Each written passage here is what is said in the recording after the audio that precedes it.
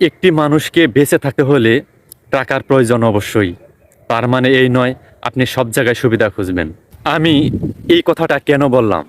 আপনার যখন জাকাত ফরজ হয়ে যায়, আপনাকে জাকাতের টাকা দিয়েই পরিশোধ করতে হবে।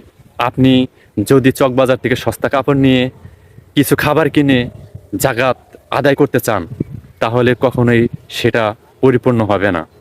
অতএব সাবধান। একটি উদাহরণ দিচ্ছি। যেমন ধরুন, আপনি আমার কাছে টাকা পাবেন, সেই টাকার বিনিময়ে আপনাকে যদি আমি কিছু ফল ফ্রুট, কিছু জামা কাপড় আপনাকে কিনে দেই, আপনি কি তা গ্রহণ করবেন?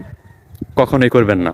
যদি আপনি গ্রহণ না করেন, তাহলে আপনি কেন জাকাতের টাকা মানুষকে পোশাক কিনে পরিশোধ করছেন? এটা কখনোই হবে না।